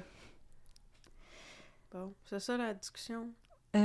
Épilogue. On discute pas fort parce qu'on a la même opinion. Exactement. Épilogue. Laissez la parole aux victimes. Ah! Je ne m'aventurerai pas trop sur l'éthique de Claude Poirier à titre d'éditeur en publiant les mémoires d'un homme qui avait été jugé coupable au terme d'un procès juste et équitable. Je ne dirai pas non plus que je ne dirais rien non plus sur Bisaillon et l'éthique de faire un film, mais là, je l'ai fait, fait que je me contredis un petit peu. Ah! Par contre, Correct, on te pardonne. si vous aimeriez en savoir plus sur l'histoire de Denise Terrien et du poids que laisse un tel geste sur une famille en entier, je vous encourage plutôt à vous procurer L'inoubliable affaire Denise Terrien, un ouvrage entièrement rédigé par Isabelle, la nièce de Denise, Oh! la fille de Micheline. Oh! L'idée d'écrire un livre lui était venue de Micheline, sa mère et la sœur de Denise, celle qui n'est jamais parvenue à se pardonner d'avoir poussé à sa jeune sœur d'aller rencontrer Marcel Bernier. Mais c'était pas de sa faute, Micheline! Et non. C'est pas de ta faute, Micheline! Voyons! Et le livre est beaucoup basé sur les journaux de Henri Terrien. Il a beaucoup écrit après la disparition de sa fille. Il a beaucoup lui-même essayé de mener des enquêtes pour essayer de trouver qu'est-ce qui était arrivé à Denise. Il y a beaucoup d'archives de Henri Terrien qui sont dans ce livre-là. Alors, disons que, selon moi, les voix des victimes, c'est pas mal les plus importantes. 100%. Alors, c'était le cas de Denise Terrien. Oh! C'est vraiment beau! Donc, voilà. Puis, je sais pas, ça se passait dans les années 60. Je trouve ça intéressant. Mais ça l'est intéressant. C'est la première fois que tu... À part ton Idomère, avais-tu déjà fait du old-timey? Oui, j'avais fait la seule pendaison de la Malbaie. Puis la baie de l'or, puis je vais me rappeler. Oui. Ouais. C'est pas mal mes seules aventures dans le old-timey. Ah! Mais c'est le fun quand même. Puis le Allopolis, tes yeux saignent-ils encore? Ben, c'est surtout gênant parce que des fois, je travaille sur un peu de crime pendant mes pauses dîner au travail. Puis dans le Halo Police, il y a beaucoup d'annonces pour des femmes qui portent pas beaucoup de vêtements et qui veulent me parler au téléphone. Ah, intéressant! Je les appelle tout de suite. Ah oui, elles ont des poitrines spectaculaires. Ah! Boubili boubili boob. Que je me dis, waouh, il y avait encore de la place pour du texte. Incroyable! Alors oui, j'étais un petit peu gênée. Mais c'est drôle parce que c'était de la pornographie vraiment très années 60, là. Fait que c'est des madames avec des petits cheveux puis comme des seins en forme de missile. Oui. J'étais surtout gênée pour ça. Puis il y avait aussi beaucoup d'annonces de petites pilules pour perdre du poids et des petits cossins comme ça et des huiles pour la perte de cheveux et c'est bon, ça. Et la virilité, des choses comme ça. Ah, ça devait être génial. Mais j'ai aussi coupé, là, il y avait vraiment beaucoup de victim blaming, puis à un moment donné, ça partait sur... sur les bikinis? Non, ça partait sur une tangente sur la traite des blanches. J'étais comme ça, c'est un sujet à part entière. J'ai déjà écouté... il y a un podcast que j'écoute qui ont carrément fait 5 heures sur la panique de la traite des blanches au début du 20e siècle. Fait que je me suis dit, OK, on va pas aller là. Puis anyway, c'est comme super raciste et ça me met vraiment très, très, très mal à l'aise. La traite des blanches? La traite des blanches. C'était la grosse crainte de Pacific Plante, ça, la traite des blanches. Une chose qui n'est absolument jamais arrivée. Ben, voyons donc! Comment oses-tu? Mais donc, c'était une histoire très intéressante. Et j'ai cherché sur Google... C'était quoi le nom du gars qui prenait des amphétamines, là? OK. Bon, il s'appelait Jeffrey McDonald. Oui, c'est ça. C'est ça. C'est ça. C'était lui qui a tué sa femme. Puis là, après ça, moi, tout vous compter ça bien vite. Puis après ça, vous irez écouter le podcast là-dessus, qui s'appelait... Je vais tout vous compter ça. C'est l'heure de Catherine vous spoil un podcast. Ça s'appelait Morally Indefensible. Puis c'est donc moralement indéfendable. Et ce n'était pas avec Sébastien Delorme. Mais tu peux l'imaginer si ça te tente. Donc, c'est l'histoire d'un gars, comme j'ai compté tantôt, qui prenait des amphétamines, qui a tué toute sa famille. Quand il était en procès, il a réussi, parce qu'il était médecin, il était quand même une personnalité publique. Tu sais, il était quand même une personnalité respectée. Il était un Green Beret, il était médecin dans l'armée et tout. Il avait réussi à être, relâché sous condition, whatever, avant son procès. Puis là, il passait partout, dans tous les talk shows, dans les médias, blablabla. Puis quand il a été condamné, parce qu'il a été trouvé coupable de ce meurtre qu'il avait très clairement commis, il a été contacté par un journaliste qui s'appelait Joe McGinnis, puis qui lui a dit « J'aimerais écrire un livre sur toi pour raconter ta vraie histoire. » Parce que bien sûr, Jeffrey McDonald disait à tout le monde Non, ce n'était pas lui qui avait tué sa famille. C'était des hippies. C'était des hippies, parce que c'était juste après les meurtres de famille de Charles Manson. Fait que, bon, il disait, c'est les hippies, ils sont rentrés chez nous, puis ils étaient comme, kill the pigs, blablabla, puis là, ils ont tué ma famille. Puis que là, Joe McGinnis a commencé... Oui, acid is groovy, kill the pigs. Puis là, Joe McGinnis lui a envoyé une enregistreuse, puis Jeffrey McDonald lui a enregistré tu sais, l'histoire de sa vie pendant des heures et des heures et des heures, puis ils ont échangé des correspondances, puis là, pendant des années. Puis là, Joe McGinnis écoutait ça, puis il lisait ses lettres, puis il se disait « Ouais, mais comme, il est clairement vraiment coupable. » Fait qu'il a fini par écrire un livre dans lequel, ben, il a pris tous les morceaux que Jeffrey McDonald lui donnait pour lui dire qu'il était innocent, puis c'était les hippies qui avaient tué sa famille, pour finalement, eh ben, soutenir la thèse que c'était pas vrai pantoute, puis Jeffrey McDonald avait tué sa famille. Puis là, quand ce livre-là est sorti... Bamboozled. Et là, ça, c'est l'affaire que j'étais comme, non, je ne peux plus écouter ce podcast. Là, quand le livre est sorti, tout le monde était comme, oh my God, Joe McGinnis, t'es donc ben pas correct. Tu es un journaliste et tu as menti à ton sujet d'interview. Il y avait des faux prétextes sous lesquels tu l'as interviewé. Puis là, avec ça, t'as écrit le contraire de ce que t'avais dit que t'allais écrire. Et c'est ça qui était moralement indéfendable dans le podcast. Puis j'étais comme, ben voyons donc, cibole. Non, je pense que tuer ta famille, c'est un peu plus moralement indéfendable. Ben moi, je trouvais qu'il avait raison d'avoir fait ça. Il était pas pour écrire un livre qui disait le contraire s'il pensait qu'il était coupable. Mais je veux dire... Je comprends pas ce qui était moralement indéfendable dans cette histoire-là. Y a-tu menti ou il a donné le fusil puis il l'a regardé se tirer dans le pied à répétition? Ben, les deux. Les deux, dans le sens de, il a donné le fusil puis il l'a regardé se tirer dans le pied en disant c'est pas des vraies balles, c'est pas des vraies balles. C'était à peu près ça, là, tu sais. En tout cas, fait que c'était moralement indéfensible, là. Wow. Voilà. Wow. Merci beaucoup. C'est disponible partout. Et je Vous ne suis pas pouvez mettre payée vos par oreilles. ce podcast.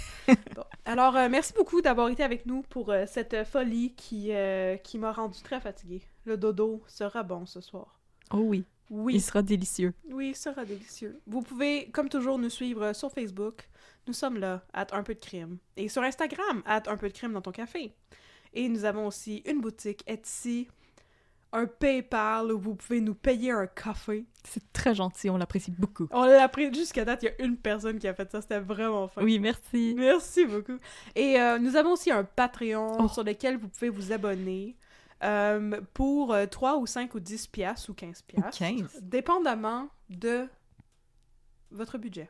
Exactement. J'ai plus de mots, là, je suis trop fatiguée.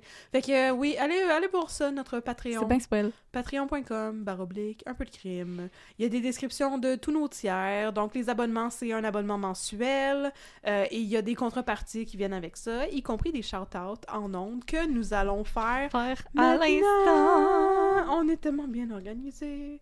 Je ferme l'onglet sur Jeffrey McDonald et le livre de Joe McGinnis sur mon téléphone. Et ensuite, j'ouvre le document. Oh yeah! Il y a tellement de monde.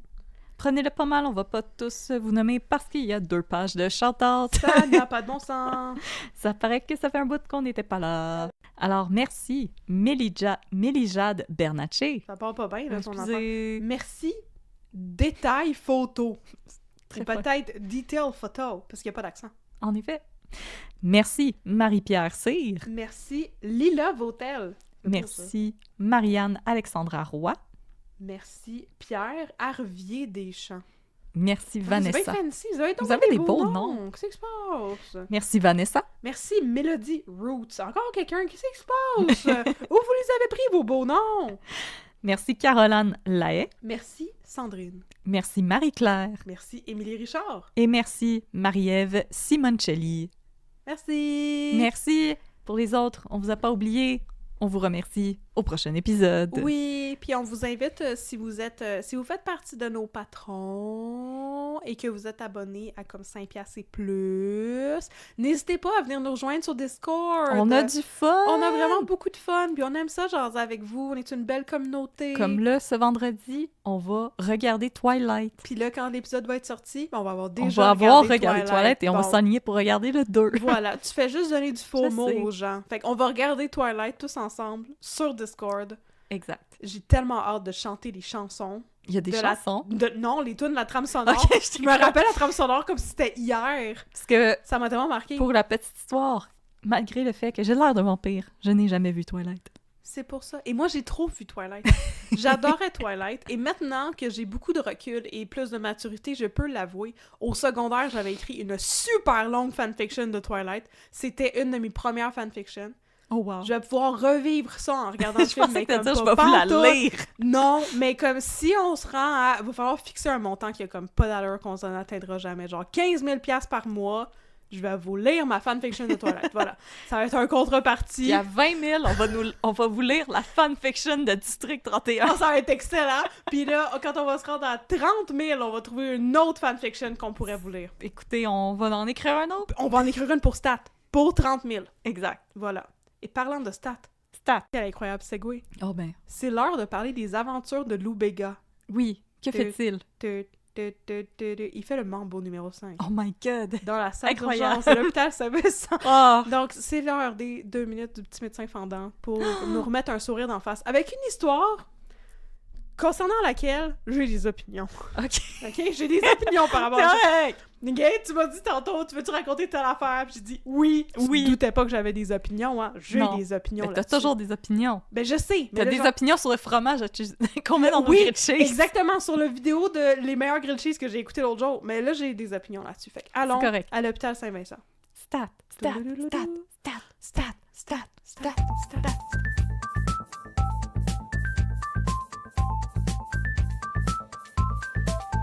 Bip, bip, bip, bip, bip. Fait que là, on est à l'hôpital Saint-Vincent. Oui, j'avais remarqué, j'ai reconnu les bips. C'est la machine qui fait bip. C'est les mêmes bips. Et à l'hôpital Saint-Vincent, si vous êtes abonné à notre Patreon et que vous avez écouté l'épisode sur la disparition mystérieuse et pas partout si mystérieuse que ça de Tom Thompson, celui qui a peint le Jack Pine, la plus belle peinture du groupe des 7 auquel il n'appartenait pas. Oui, Catherine, elle aime tellement, je l'ai faite refaire dans sa cour arrière. Si, ouais. En tout cas, fait que si vous avez écouté cet épisode-là à la fin, vous m'avez entendu vous raconter la panique de l'empoisonnement à la ricine de l'hôpital Saint-Vincent. Eh bien, cette histoire est comme entrecoupée d'une autre histoire incroyable, avec une madame dont j'ai oublié le prénom, Oh non. mais je me rappelle son nom de famille parce que ça m'a marqué. Alors, c'est l'histoire de madame qui arrive à l'urgence, pendant qu'il y a la panique de la ricine. La madame s'appelle Madame O'Neill. Oh yeah. Oh yeah, Madame O'Neill. Mais elle a comme un prénom très québécois, genre Chantal O'Neill. Tu sais, C'est une belle très combinaison comme ça. classique. C'est classique. Puis là, Chantal O'Neill, elle arrive. Puis elle se fait parker à Civière, à côté de Stéphane Rousseau, qui est en train de mourir de la ricine. Oh, Mais monsieur, finalement, il est monsieur correct. Rousseau, j'aime votre travail. Inquiétez-vous pas, il est correct. Et j'ai quasiment été inquiète. Oh, on s'inquiète beaucoup pour le highest billing actor de l'émission, Ouais. à peu près. Non, il est correct. Fait que là, elle est parquée à Civière à côté. Elle est là parce qu'elle a des gros étourdissements. Elle est pas capable de se tenir debout. Puis là, c'est très mystérieux. non. Fait que là, ils font les prises de sang. Puis là, le docteur Faubert il arrive et dit « Bonjour, madame, on va te faire un bilan sanguin, puis on va te Puis on mettre va te mettre un bolus de 50 cc dans le péteux. Voilà, exactement ma joke préférée. Fait que là, attends, on va checker ton bilan sanguin, puis après ça, on va revenir avec des recommandations. Puis là, ils regardent ça, puis ils sont comme, ben, tout est normal. Tu sais, il y a pas d'intoxication à rien, on comprend pas trop. On va aller faire passer un IRM, voir ce qui se passe. Puis là, pendant qu'ils attendent les résultats de l'IRM, Oh my god. la madame, elle commence à parler avec Stéphane Rousseau. Puis elle est comme, vous Hey. là, ça va pas bien, C'était votre bon dans la vie, petite hein. vie. Oui, vous étiez donc bon en Madame Jagger. Puis là, il dit non, effectivement, ça va pas bien. Non, Puis je elle suis en dit, train de mourir. Je le sens, ça, je le sens parce que moi, j'ai un don de voyance. Oh. Puis là, lui, il est à l'article de la mort. Fait que bien sûr, il est très intéressé par ça. Oui. Puis là, elle est comme non, inquiète-toi pas, tu vas pas mourir de la ricine. Je pense même pas qu'elle y dit. Puis comme si j'avais été elle, j'y aurais dit en tabarnouche Oui. parce qu'elle savait. Je vois l'avenir, tu ne vas pas mourir. Voilà. Mais donc, elle C'est parle pas avec- comme ça, tu vas elle mourir, parle mais pas avec comme ça. lui, puis là, tu sais, elle sent les énergies, puis il y a des gens qui viennent la voir. Puis là, tu sais, comme Suzanne Clément vient la voir, puis là, Jacob, il l'a averti, puis il a dit, là, fais attention, là, parce que la madame, elle a dit qu'elle a un don de voyance. Elle va Fait que prédire là- ton avenir. Mais là, Suzanne Clément, elle arrive à côté, puis elle est comme, un don de voyance, je ne crois pas à ça. Puis la madame, elle la regarde, puis elle dit, vous avez beaucoup de souffrance en vous. Puis l'autre est comme, n'importe Non, qui aurait non. pu deviner ça. Tu sais, voilà. Fait que là, tout le monde est comme, n'importe qui aurait pu deviner. Ça, c'est pas vraiment de la voyance. Non. Sauf Stéphane Rousseau qui prend ça pour du cash. Mais éventuellement, il est, je veux dire, exporté. Voyons. Il est transporté dans un hôpital militaire. Il là. est, pas exécuté. Il est, je sais pas. Il est chez Out, là. Ils l'ont expédié avec UPS, Voilà. là. Voilà. FedEx, direct dans la base militaire de Borden pour aller le soigner avec l'armée, puis la ricine, puis tout. Puis le beau monsieur. Puis le beau monsieur, le beau docteur, qui ressemble à Henry Cavill. Oh, Fait que là, pendant ce temps-là, les résultats de l'IRM reviennent. Puis là, Jacob Faubert, il va voir la madame, puis il dit, je vais faire ma meilleure voix de Jacob Faubert. Madame, je suis vraiment désolée de vous apprendre ça, mais vous avez une tumeur en avant de votre cerveau. Oh non! Mais la bonne nouvelle, c'est que c'est vraiment facile à opérer. Puis là, elle est comme, oh, en avant de mon cerveau, mais en avant de mon cerveau, C'est mon troisième c'est œil! là qu'il y a le troisième œil. Puis là, entre-temps, elle capotait parce que quand ils ont injecté le liquide pour que tes vaisseaux sanguins apparaissent plus là, sur le scan, là, ben là, elle avait perdu son don de voyance. Puis là, Jacob, il disait, il y a jamais personne qui a dit qu'il avait perdu son don de voyance à cause de ça. Fait qu'on sait pas si c'est vrai. Puis elle était comme, non, mais je vous le dis que c'est Il n'y a vrai. pas des études Puis là, là-dessus. elle disait, s'il vous plaît, tu sais, vérifiez comment faire pour me le redonner. Puis il était comme, oui, bien sûr, madame, Oui, je vais taper dans vérifier ça. Google. Ben là, puis là, il sortait... Cliquetti, cliquette-lac. Tu sais, il sortait de l'urgence, puis il roulait des yeux, là, puis j'étais comme, ben là, pauvre madame, elle a l'air en détresse, là. Regarde, c'est ça mes opinions sur le don de voyance. Moi, j'y crois à son don de voyance. Fait que là, c'est tout le monde tag team. On convainc la madame de se faire opérer parce qu'elle veut pas se faire opérer sa tumeur, qui est mortelle, on s'entend. C'est une grosse tumeur dans le cerveau qui fait qu'elle peut pas se lever debout. Bon. Fait qu'elle veut pas se faire opérer parce que c'est vis-à-vis son troisième œil. Fait que là, il envoie Normand D'Amour, qui est l'oncologue, puis il est comme, oui, madame, vous avez une tumeur au cerveau. Faudrait l'enlever. Puis elle est comme, non, mon troisième œil. Puis après ça, il envoie Va te l'enlever en Delphine, punchant dans la la face. travailleuse sociale. Puis là, elle est comme, non, mais tu sais, madame, peut-être ça pourrait vous faire du bien de faire enlever votre grosse tumeur dans votre cerveau. Peut-être que vous pourriez, tu sais, parce qu'elle dit, oh, la madame a dit, Expand your mind. and the rest will follow. Be colorblind. Don't be so shallow. Bon, mais non, elle lui dit, tu sais, mais là, il faudrait prendre une décision. Puis la madame dit, mais je peux pas prendre une décision parce que j'ai pas mon don de voyance. Puis c'est là-dessus que je me base pour prendre des décisions. Puis elle dit, mais tu sais, vous pourriez Voulez-vous juste demander au cheval qui tape? faites confiance à, tu sais, c'est quasiment comme listen to your heart. Ouais. C'était quasiment ça, là. Ou comme l'affaire dans Pocahontas, là, The color of the wind. Non! Écoute avec ton cœur, là. Ah oui, l'arbre. Oui, c'est ça, le saule. Bon, c'est ça qu'elle dit. Le saule arrive, puis elle dit ça. Puis la madame a dit, c'est vrai, peut-être que je devrais me faire opérer. Puis là, Parce c'est la que dernière je suis chose en train d'halluciner qu'il y a un arbre qui me parle. Oui. Écoute dans ton cœur, tu vas tout comprendre. Hey, sérieux, j'ai eu une épiphanie sur Pocahontas cette semaine. Oui. Je savais pas que c'était à cause de ça que Pocahontas était capable de parler avec John Smith. Parce que le soul leur disait de s'écouter dans leur cœur. Ouais. Ça brisait la barrière de la langue. Ça aidait Mel Gibson à être moins raciste. Ça m'étonnerait beaucoup. Mais en tout cas, fait que là, la madame finit par dire « Ok, j'écoute dans mon cœur, comme a dit grand-mère Soul. Et Roxette. Et les Roxette, je vais accepter de me faire opérer. » Puis là, jusqu'à date, c'est là qu'on t'est rendu parce que j'ai pas écouté l'épisode d'asseoir. Parce que non, t'es je là. C'est de ta faute. Excusez. Quoi? Je vais aller me flageller. Ben, c'est ça. Mais là, moi, mon opinion, OK? Ma opinion là-dessus, voilà. Je m'excuse, mais pourquoi il y a personne qui a juste assis la madame puis qui a dit « Madame, vous avez possiblement un cancer du troisième œil. Faut vous opérer pour ôter votre cancer dans votre troisième œil, puis votre don de voyance va probablement revenir. » Pourquoi il y a personne qui a pensé à ça? Mais c'est comme la première fois Parce qu'on a besoin de toi, là! Vous avez besoin de moi pour écrire stats. Eux autres, ils pensent trop dans la boîte. Toi, tu penses en dehors de la boîte. Mais là, je me disais, OK, peut-être les médecins, il y a quelque chose dans leur code de déontologie qui font qu'ils n'ont pas le droit de dire une affaire de même parce que c'est pas de l'information médicale pour vrai. Pis tout. Non, peut-être, ouais. Mais la travailleuse sociale, c'est bien beau qu'elle a réussi à la convaincre, là. Parce que je veux dire, elle convainc tout le monde de tout. Delphine Martin, c'est pas mal la Mary Sue de l'émission. Parce qu'elle a tellement une voix calme. Parce qu'elle est tellement belle, Virginie Ranger-Beauregard. Mais non, mais je me suis dit, la travailleuse sociale aurait pu faire ça. Pourquoi personne n'a eu cette discussion? Tu sais, tant qu'à y être, là, OK? Entertain the idea pendant une seconde qu'elle avait un don de voyance pour vrai, cette madame-là, là, OK? Comme, mets de côté tes convictions médicales, Jacob Faubert, là. Ça pourrait être une hypothèse intéressante, là. T'as un cancer du troisième œil. Il faut qu'on l'opère. Il faut qu'on l'ôte. Tu sais, hein? Cancer, ça va pas enlever ton troisième œil, ça va enlever le cancer dans ton troisième œil. Comme ça. Pourquoi il y a personne qui a pensé à ça? Pourquoi il y a juste moi qui a pensé à ça? Je crois même pas à ça, le troisième œil. En tout cas, fait que c'était ma opinion. Puis là, va-t-elle se faire opérer le troisième œil pour vrai? À suivre. À suivre. Mais quand on a vu la madame qui prenait sa décision puis qui disait « Ah oui, je vais me faire opérer le troisième œil.